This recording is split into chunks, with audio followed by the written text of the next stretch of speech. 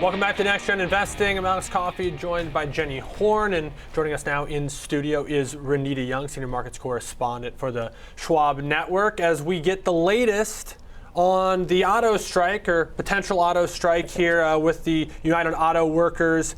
This is very Detroit focused, but we know that this is publicly traded market focused as well, with names like Ford and GM very much at the heart of this. And Stellantis as well. Stellantis is down by the most. Ford and GM, they are down. I hadn't really seen either of these stocks move as much as we've been reporting on this, but it looks like today investors might be getting a little bit concerned. Now, 11:59 p.m. Eastern is the deadline for a contract, but this would be the first simultaneous strike by the UAW against the Big Three in the union's 80-year history. And in a webcast to members yesterday, President Shawn Fain of the United Auto Workers Union, he said he doubts that a deal will actually be reached by the deadline. And of course, the goal is the contract, but he confirmed that he plans to target a limited number of factories, which would be fewer workers striking initially, but they still have that option to go on a full strike.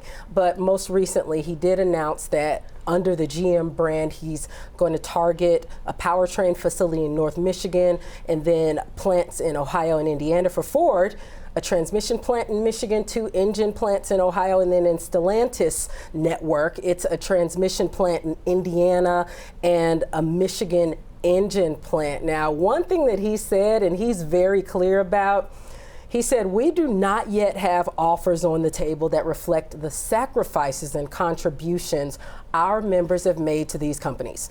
But he said, to win, we are likely going to have to take action. We're preparing to strike these companies in a way that they've never seen before.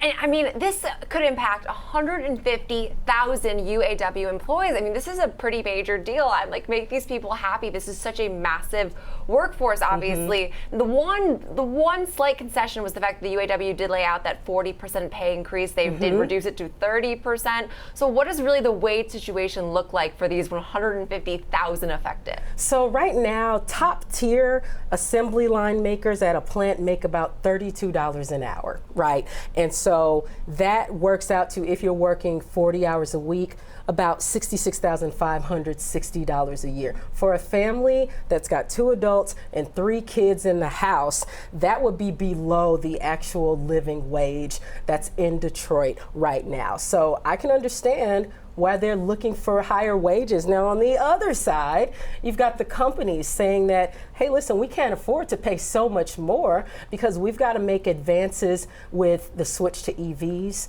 and they're still trying to remain competitive to the other non-union factories. Yeah, and that's a really good point, because Ford has been pretty transparent. They're still expected to lose billions on their EV segment this year. So they've got to figure out their profitability there while also making their employees happy. And it does sort of, I'd say that my heart does sort of go out to these employees, because it is like backbreaking work. It's not just like they're, sitting at computers all day. So I'm like, make these people happy, make this story go away. But really great breakdown. Of course, we'll be watching for any development on the UAW ahead of that very much looming deadline.